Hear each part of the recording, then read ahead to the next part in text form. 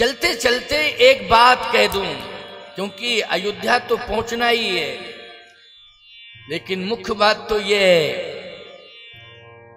कि श्री किशोरी जी को गोद में बिठाया सुनैना अंबा ने, और सुनैना अंबा ने जब गोद में बिठाया तो अपने आंचल से आंसू पोंछ रही हैं और स्वयं आंसू गिरा रही हैं और बेटी के आंसू पोंछ रही हैं, और एक बात महत्वपूर्ण कह रही हैं, उसको माताओं सुन लो।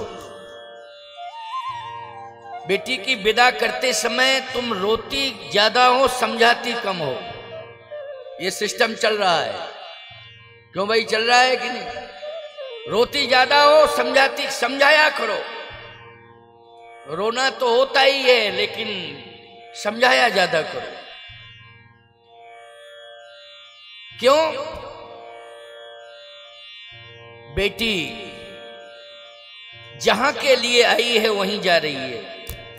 तुम्हारे यहां तो धरोहर के रूप में रही बेटी, हमेशा हमेशा के लिए तो रहना नहीं था तुम्हारे पास। बोलो माता पिता के पास क्या हमेशा हमेशा के लिए रहती है बेटी? नहीं नहीं, वो धरोहर के रूप में होती है, उसका पालन पोषण किया जाता है, फिर उसका विधान जहां होता है विवाह का वहीं पर वो जाती है, और उसकी अंतिम श्वास उसी कुल खानदान में निकलती है प्यारे। अंतिम श्वास भी उसी कुल खानदान में निकलती है। समझाया ज्यादा करो। सुनैना जी ने यही तो किया। पति जानकी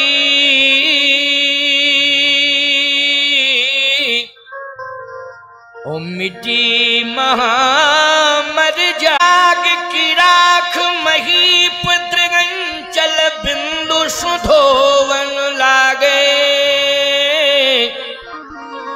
ज्ञान की तो मर्याद मिटी, हा जान की रोवन लागे। हा जानकी हा जानकी हा जानकी हा जानकी कह करके ऐसे रो रहे हैं जैसे सावन भादों में झड़ी लग जाती है पानी की। इस तरह से आंसुओं की झड़ी लग गई, लेकिन कुछ कह नहीं पा रहे हैं, रो रहे हैं। उन्होंने चित्रकूट में कहा है, यहां मौन है, वाणी जो खुली है वो चित्रकूट में खुली है। याद रखना, तब तक मौन ही रहे।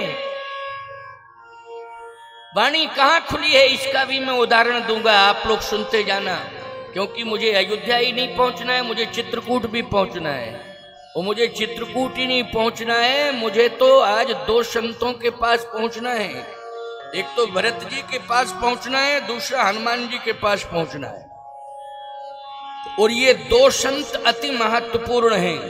संत तो बहुत हैं, ग्रंथों में संतों की महिमा भरी पड़ी है, लेकिन प्यारे दो संतों की विलक्षण महिमा भरी पड़ी है, भरत जी की और हनुमान जी।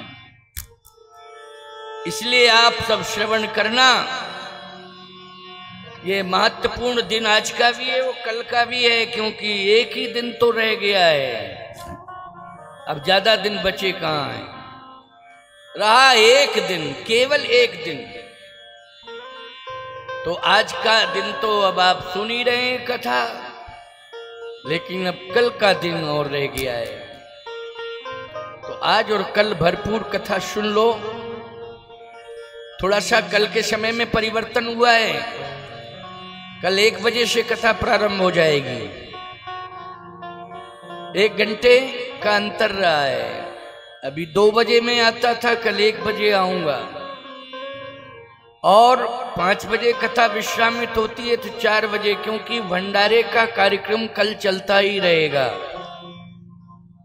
तो मेरा विचार है कि कथा सुनने के बाद जो लोग भंडारे के लिए रह जाएंगे, जैसे बाद में आते हैं, कथा सुनने के बाद उन्हें भंडारा प्रसाद ग्रहण करने का अवसर मिलेगा, और जो लोग भंडारे में यहाँ स्थल पर आते जाएंगे वो भंडारा पाते जाएंगे। निरंतर भंडारा चलता रहेगा, कोई भी भंडारे के इस दिव्य प्रसाद महाप्रसाद से वंचित नहीं रहेगा। सभी को वो महाप्रसाद ठाकुर जी का मिलेगा। इसलिए कल की कथा 4 बजे विश्रामित हो जाएगी, 1 बजे मैं मंच पर आ जाऊंगा। 10:30 बजे महारुद्राभिषेक पूर्ण होगा, इसके बाद हवन होगा, तत्काल भंडारा प्रारंभ हो जाएगा। हवन के बाद भंडारा प्रारंभ हो जाएगा, बस चलता ही रहेगा। लेकिन कथा प्रेमी कथा सुनेंगे, उसके बाद उन्हें भी मिलेगा, ऐसी बात नहीं, वो तो निरंतर चलता ही रहेगा। और पर्याप्त व्यवस्था में बैठने की वो सारी की सारी जिम्मेदारियां दे दी गई हैं कि सभी लोग पर्याप्त प्रसाद भी ग्रहण करें और समुचित बैठने की व्यवस्था भी बनाई जाए। इसके लिए दायित्व सौंप दिए गए। गौतम जी ने मुझे सारी सूचना दी है कि महाराज जी सबको जिम्मेदारियां दे दी हैं। वैसे तो प्रतिदिन सभी जिम्मेदारियां लिए हुए हैं, और मैं तो कहता हूं नगर पालिका का बहुत बड़ा योगदान है। नगर पालिका चेयरमैन मिश्रा जी है ना, मिश्रा जी, देखो भाई, ये हमारे हीरापुर वाले स्वामी जी महाराज के भी परम कृपा पात्र हैं, मेरे भी परम कृपा पात्र हैं, क्योंकि स्वामी जी में और हमारे में दोनों में बड़ा आत्मीय प्रेम है, इसलिए कोई अंतर ही नहीं है।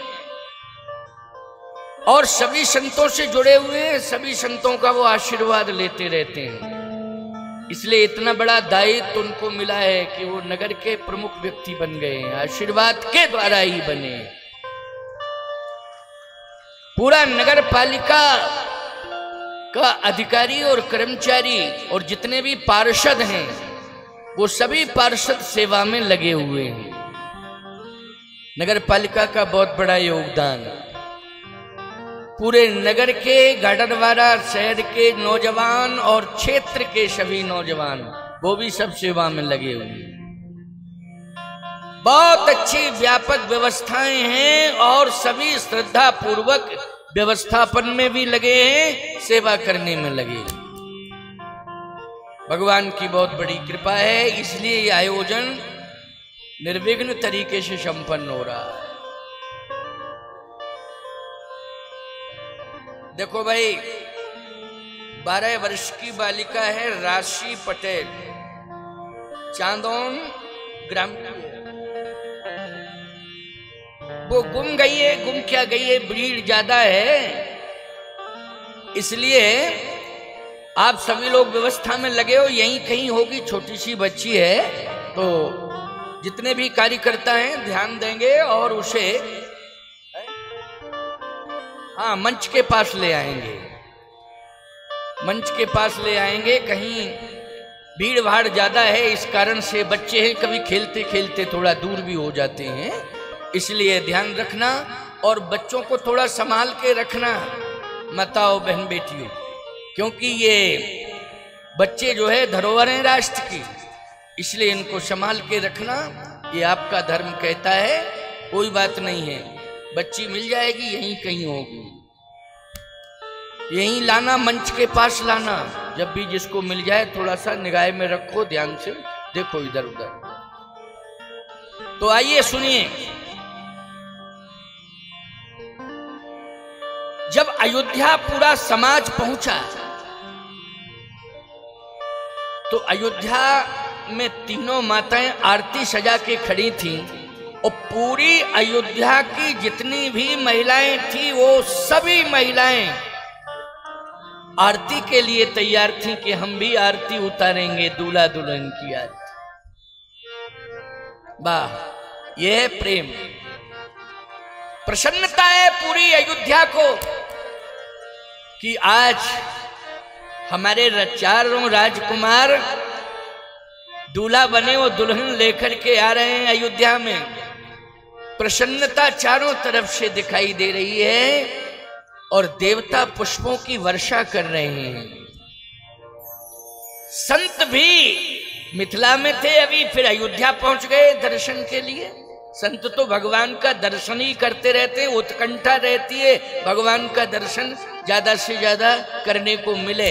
तो सभी संत जो है अयोध्या भी पहुंच गए। लेकिन प्यारे, जैसे ही कौशल्या अम्बा ने पहली आरती उतारी तो कौशल्या अम्बा ने पहली आरती में जो उन्हें महारानी वाला हार मिला था ना पहनने का, सोने का नौलखा हार जो महारानी को मिलता है पहनने के लिए, यानी वो अधिकार माना जाता है महारानी का। श्री जानकी जी को देखते ही वही महारानी वाला सम्मान वाला हार किशोरी जी के गले में, जानकी मैया के गले में डाल दिया। बोलिए जनक नंदिनी की, जानकी मैया की, जानकी जी के गले में डाल दिया। इसका मतलब है महारानी बना दिया। क्या बना दिया? महारानी।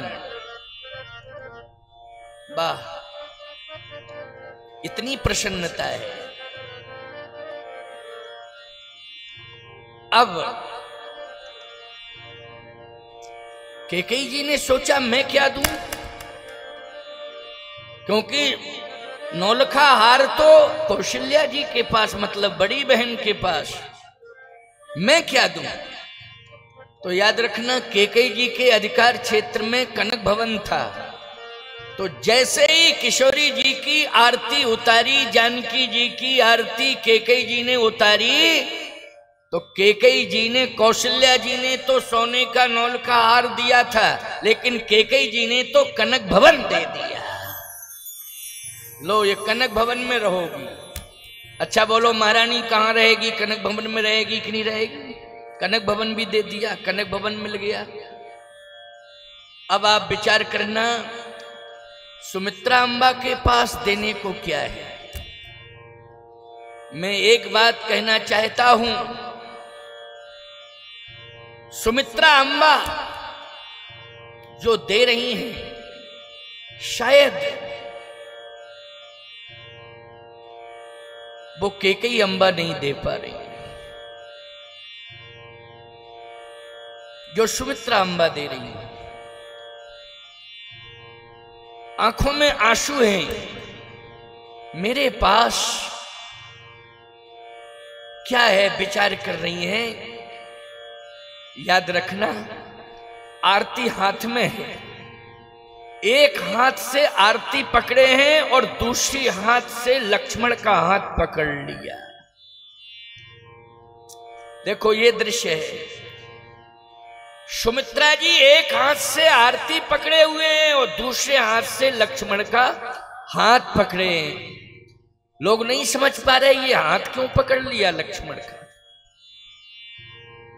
अरे हाथ पकड़ने की क्या जरूरत थी, आरती उतारती और जो होता सो दे देती, लेकिन हाथ क्यों पकड़ा? आरती उतारते उतारते उतारते उतारते आंसू गिर रहे थे, और जैसे ही आरती पूर्ण हुई तो उन्होंने एक ही बात कही कि बड़ी दीदी ने नौलखा हार दे दिया है, कैकेयी दीदी ने कनक भवन दे दिया है जानकी तुम्हें। हे जानकी, मैं अपना पुत्र लक्ष्मण तुम्हें दे रही हूं, आज से तुम्हारा बेटा है।